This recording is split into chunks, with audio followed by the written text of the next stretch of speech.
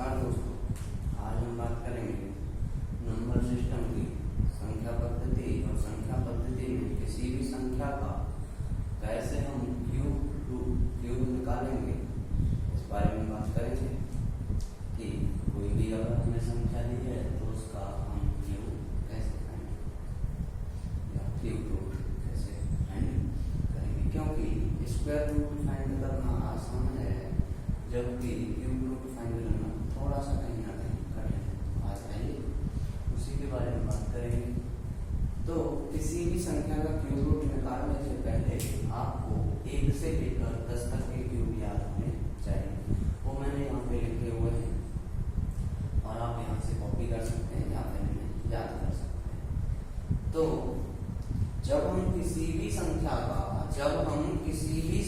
का अगर क्यूब निकालते हैं, क्यूब रूट निकालते हैं, तो उस संख्या के अंतिम 3 अंकों को लेंगे। याद रखिएगा, अंत के 3 अंकों को लेंगे, पीछे से 3 अंकों का जोड़ा बनाएंगे। उस जोड़े का जो यूनिट प्लेस होगा, उस यूनिट प्लेस का क्यूब देखेंगे कि उसका क्यूब क्या है। जैसे कि यहाँ पे हमें दिया है 2197 2197 का हमें क्यूब रूट फाइंड करना है। तो हमने 7 का हमारा जो क्यूब होता है वो होता है हमारा 343 343 का हम 3 लेंगे। हमने यहाँ पर 343 का जो यूनिट प्लेस था 3, उसको यहाँ पे लिखा। फिर हमारा जो रिमेनिंग जो पार्ट बचता है उस पार्ट को हम ये देखते हैं कि वो किस संख्या के क्यूब से कम है। ये जो है ये किसी संख्या के क्यूब से कम होना चाहिए, इससे ज्यादा वाला नहीं लेंगे क्यूब। जैसे 1 का क्यूब 1, 2 का क्यूब 8, 2 का क्यूब 8 हो जाता है जो कि इस संख्या से ज्यादा है, और 1 जो है 1 इस संख्या से कम है, इसीलिए हमने क्या लिया 1 और 13 ही इसका क्या हो गया क्यूब रूट। समझ में आया? ऐसे ही हमारा अगला सवाल है कि 32768, तो अंतिम 3 अक्षरों का पेयर बनाएंगे। उस पेयर के अंतिम अंक को लेंगे 8, उस 8 का क्यूब देखेंगे कि क्यूब क्या है। अब हम देखेंगे 8 का क्यूब होता है 512 का हम यूनिट डिजिट 2 लेंगे, 2 ले लिया। और फिर देखेंगे कि ये जो 32 है इसके आसपास किस संख्या का क्यूब पड़ रहा है, जो इस संख्या से ज्यादा नहीं होना चाहिए। तो 3 का जो क्यूब होता है वो होता है 27 और 4 का जो क्यूब होता है वो होता है 64। जो 64 है वो 32 से ज्यादा है, जबकि 27 जो है वो 3 का जो क्यूब है 27 वो 32 से कहीं ना कहीं कम है। तो हम कितना लेंगे 3। तो ये 32768 किसका क्यूब रूट है, क्यूब है 32 का। ऐसे एक और एग्जांपल देखेंगे कि 24389 किसका क्यूब है। तो अंतिम 3 अंकों को लेंगे। अंतिम 3 अंकों को लेने के बाद जो हमारा यूनिट प्लेस होगा उस यूनिट प्लेस का क्यूब देखेंगे कि 9 का क्यूब क्या है हमारा 7289 729 में हम यूनिट प्लेस लेंगे 9। अब 9 लेने के बाद अब हम देखेंगे कि ये किसका क्यूब, किसके क्यूब से ये संख्या हमारी कम है। जैसे हम देखें 2 का क्यूब 8 और 3 का क्यूब 27, तो ये 27 तो ज्यादा हो जाएगा, तो ये कितने हो जाएगा 29। तो ये हमारा 29 का क्यूब है। तो उम्मीद करता हूं कि आपको ये समझ में आया होगा और आप इसी तरीके से और भी सारे क्वेश्चन घर पे प्रैक्टिस कर सकते हैं और किसी भी संख्या की क्यूब रूट निकाल सकते हैं। अंतिम 3 अक्षरों का पेयर बनाएंगे और यूनिट प्लेस का क्यूब देखेंगे और क्यूब जो आएगा उसका यूनिट प्लेस लेंगे और बाकी का जो रिमेनिंग होगा उसको किसी भी संख्या के क्यूब से वो संख्या ज्यादा नहीं होगी, जो क्यूब है वो ज्यादा नहीं होना चाहिए। तो आगे एक और कॉन्सेप्ट सीखते हैं। आज हमने क्यूब का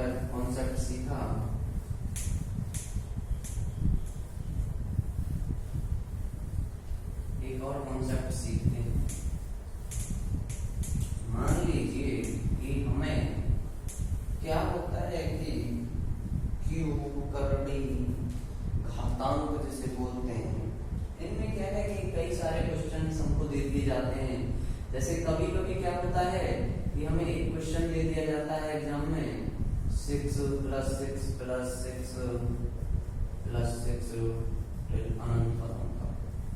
तो इस प्रकार के क्वेश्चन को करने में काफी ज्यादा ये टाइम कंज्यूमिंग क्वेश्चन होते हैं, जो कि हमारा बहुत सारा टाइम खराब कर देते हैं। तो इस प्रकार के प्रश्नों को करने के लिए सबसे आसान विधि है कि जो भी हमें संख्या दी है उस संख्या के अगर फैक्टर हो रहे हैं तो उस संख्या के ऐसे फैक्टर कीजिए कि वो संख्या एक के अंतर पे टूट जाए।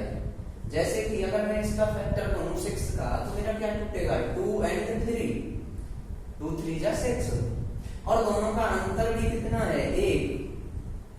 तो इस प्रश्न का अब आप कहेंगे कि इसके 2 आ गए, तो 2 में से कौन सा उत्तर होगा? अगर यहाँ पर प्लस आ रहा है तो जो बड़ी वाली संख्या होगी वही क्या होगा? आंसर। नहीं समझ में आया? दोबारा देखिए दूसरा। अगर मान लीजिए कि यहीं पे अगर नेगेटिव होता,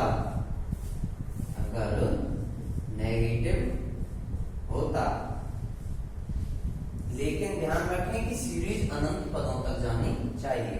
अगर नेगेटिव होता तो वही कार्य करते कि इसको एक के अंतर पर तोड़ते, इसके फैक्टर करते, और फैक्टर करते तो माइनस होने पर जो हमारी, अगर यहाँ पे माइनस दिया है तो जो हमारी छोटी वाली संख्या होगी, जो छोटा वाला फैक्टर होगा, वही हमारा क्या होगा?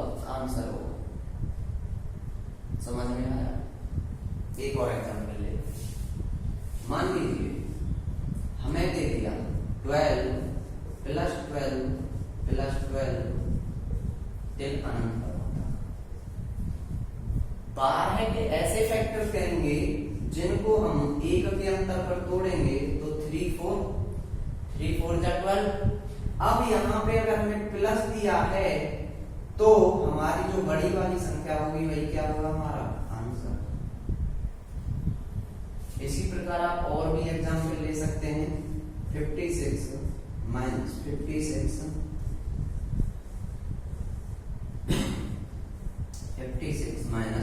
56 टिल अनंत पदम।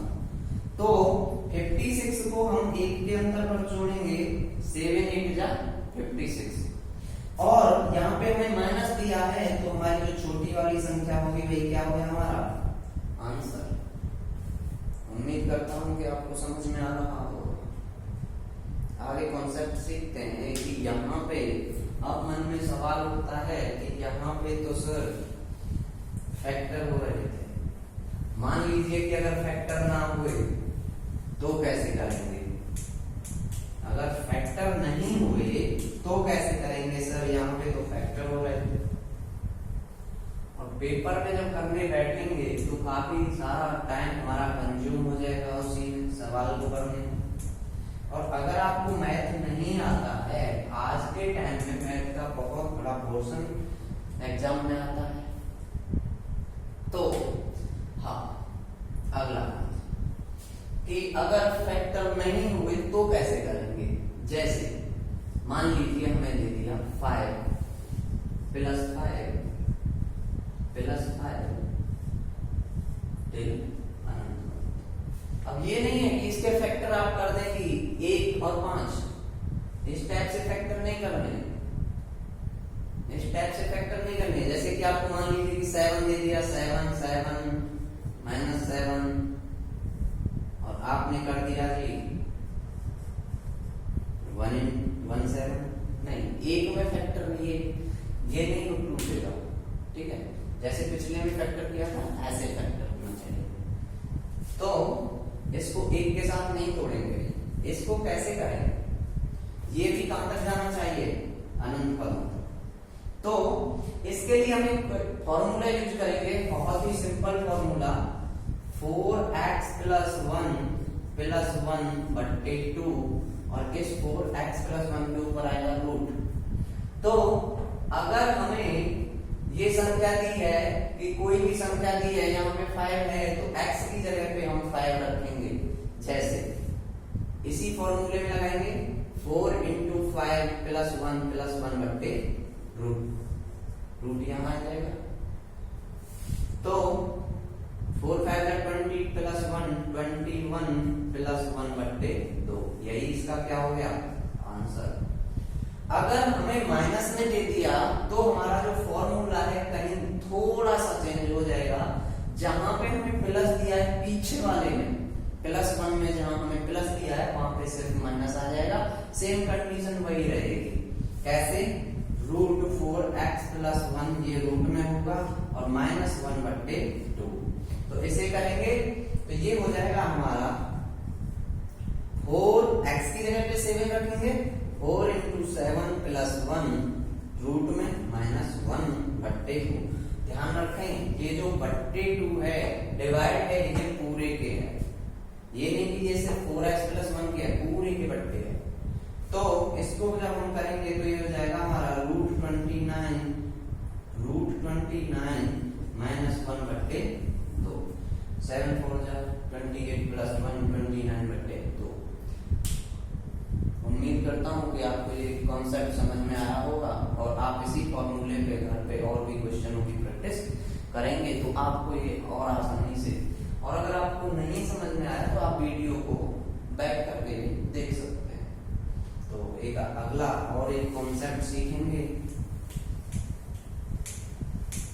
क्योंकि आज की डेट में पेपर को एक्यूरेसी के साथ साथ स्पीड मेंटेन करना बहुत जरूरी होता है, क्योंकि पेपरों में टाइम बहुत कम दिया जाता है और क्वेश्चन कुछ ज्यादा दिए जाते हैं। तो उसके लिए हमें कुछ बेसिक चीजें ऐसी आनी चाहिए जिससे कि हमें थोड़ी बहुत कैलकुलेशन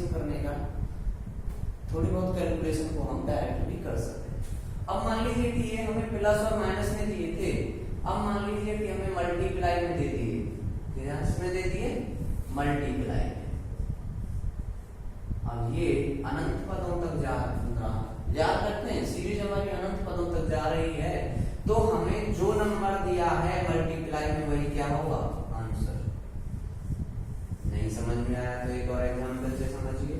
मान लीजिए कि हमें कोई नंबर दिया है और वो रूट में और वो सीरीज अनंत पदों तक जा रही है, तो और वो नंबर अगर मल्टीप्लाई में है तो जो हमें नंबर दिया है वही क्या होगा आंसर।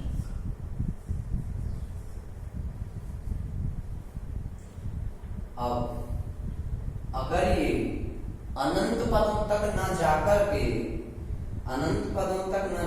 के ये एक टाइम पीरियड बाद रुक जाए तो क्या आंसर होगा। जैसे हमें दिया है √4, अब ये अगर हमारा रुक जाए तो क्या होगा 4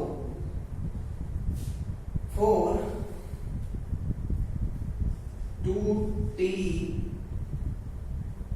2 की पावर t -1/2 की पावर t। ये t है कि 4 हमारा कितनी बार आया है, जरूरी नहीं 4, कोई भी संख्या हमें यहाँ पे दी जा सकती है।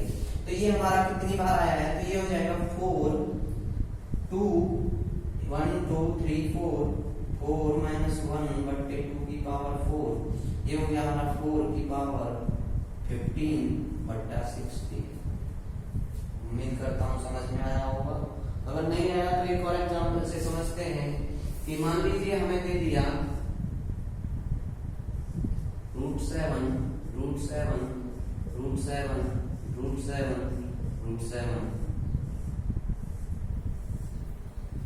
ठीक। तो जो हमें नंबर दिया है वो और 2 की पावर t -1/2 की पावर t 1 2 3 4 5, यानी कि 2 की पावर 5 आएगा, 2 की पावर 5 और 2 की पावर 5 -1, तो ये हो जाएगा हमारा 7। 2 की पावर 5 होता है हमारा 32 और 32 में से 1 कम हो जाएगा 31, 7 की पावर 31/2। उम्मीद करता हूँ कि आपको ये कॉन्सेप्ट समझ में आया होगा। और भी आप घर पर किसी बुक से या किसी प्रीवियस ईयर से प्रैक्टिस करेंगे तो आपको और अच्छे से समझ में आएगा कि किस तरीके से ये कॉन्सेप्ट लगाया जा रहा है। एक और नया कॉन्सेप्ट, नई चीज सीखेंगे कि मान लीजिए हमें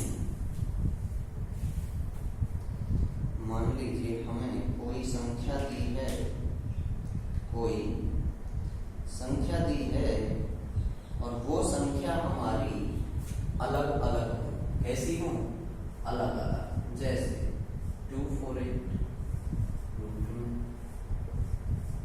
में 52 प्लस रूट में 144। अब ये हमें कोई नंबर दिया है, अब इसको हमें जब निकालना है तो हम क्या करेंगे कि इस प्रकार के जो प्रश्न होंगे वो कभी भी आगे से नहीं होते, आगे से नहीं होते। इस प्रकार के प्रश्नों को हम सदैव पीछे से सॉल्व करेंगे। कहां से? पीछे से। तो हम जानते हैं कि 144 किसका स्क्वायर होता है? 12। 12। अब इस 12 को इस 52 में ऐड करेंगे तो ये हो गया हमारा 64, और ये जो रूट 64 होगा ये हमारा किसका होता है? 8 का।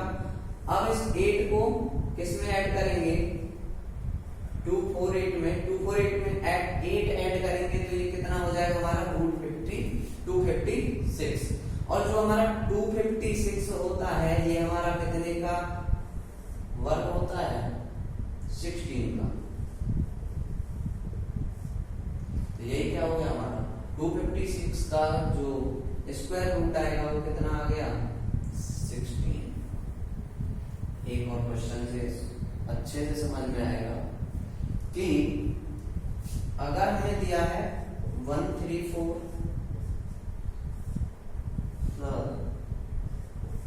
86 प्लस 196, अगर हमें ये दिया है तो फिर वही कॉन्सेप्ट लगाएंगे कि इस प्रकार के प्रश्न सदैव पीछे से सॉल्व होंगे ना कि आगे से। तो हम जानते हैं कि जो 196 होता है कितने का स्क्वायर होता है, यानी इसका जो स्क्वायर रूट होगा, स्क्वायर रूट कितना होगा? 14। इस 14 को इसमें ऐड करेंगे तो ये हो जाएगा हमारा 100 रूट 100। और ये जो हमारा रूट 100 होता है ये हमारा कितने का स्क्वायर रूट होता है? 10 का। अब इस 10 को 134 में ऐड करेंगे तो ये हो जाएगा हमारा 144। ये हमारा जो 144 रूट होता है ये किसका स्क्वायर रूट होता है? हमारा 12 का। तो इसका आंसर क्या हो गया? 12। वीडियो को आप पॉज करके और वीडियो को रिपीट करके भी आप देख सकते हैं और अच्छे से आपको ये कॉन्सेप्ट समझ में आ जाएगा। इस स्क्वायर रूट का एक और कॉन्सेप्ट सीखेंगे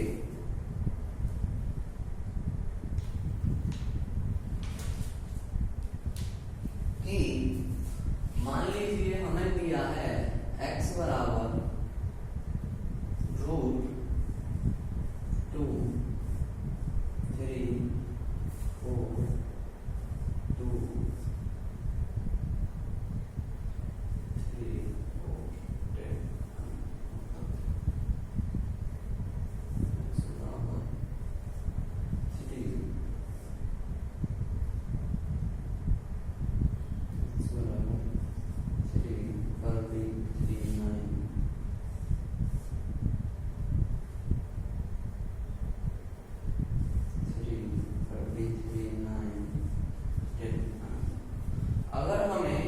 10 से कोई प्रश्न दिया है कि x बराबर 2 कर्ली 3 4 रूट 2 कर्ली 3 4 टिल अनंत पदों तक, तो इस प्रकार के प्रश्नों में हम क्या करते हैं कि जो हमें सबसे पहला जो टर्म दिया है कर्ली के साथ जो मल्टीप्लाई हो रहा है, देखिए ये हमारी एक कर्ली है, इसके साथ में हमारा 2 मल्टीप्लाई हो रहा है, ये पूरा एक कर्ली है, इसके साथ में 2 मल्टीप्लाई हो रहा है। तो हमारा जो कर्ली के साथ जो मल्टीप्लाई हो रहा है वही हमारी वैल्यू होती है, सॉरी वही हमारी वैल्यू होती है। जैसे अब इस कर्ली को अगर हम देखें 9 कर्ली 3 9 कर्ली 3, इसके साथ में कितना मल्टीप्लाई हो रहा है? 3 मल्टीप्लाई हो रहा है, तो x की वैल्यू कितनी हो गई हमारी? 3। और यहाँ पर हमारी x की वैल्यू क्या हो गई? 2। निकालने में हवा खराब हो जाती है अगर हमें कॉन्सेप्ट नहीं पता, तो इसीलिए कॉन्सेप्ट बनाए जाते हैं। तो इसका आंसर ये होगा। एक और सवाल करेंगे कि मान लीजिए हमें एक नंबर दिया है 4 curly 5 curly 9 √3 curly 4 square 5 and 3। इस प्रकार से अगर हमें कोई क्वेश्चन दिया है, इस प्रकार से अगर हमें कोई क्वेश्चन दिया है तो क्या करते हैं कि इस प्रकार के प्रश्नों के लिए जैसे अब हम सॉल्व करेंगे तो ये हमारा किसी भी संख्या का वर्ग है, तो जो वर्ग आता है वो हमारा सदैव ऊपर आता है। 4 × 5 × और जो कर्ली होती है वो सदैव नीचे आती है हमारी, तो 9 × 5 × 4 4 कैंसिल 4 5 कैंसिल 5 3 से 9 कटा 3 बार, तो कितना आ गया हमारा 3 सही 1/3 की पावर 1/3।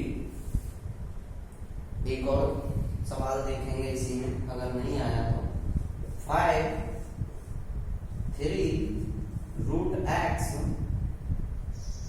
5 3 √x स्क्वायर की पावर 5, तो वही लगाएंगे कि x की पावर में आएगा 2 × 5, कर्ली जो है उसको नीचे लिखेंगे 3 कर्ली 5, तो x की पावर 2/3।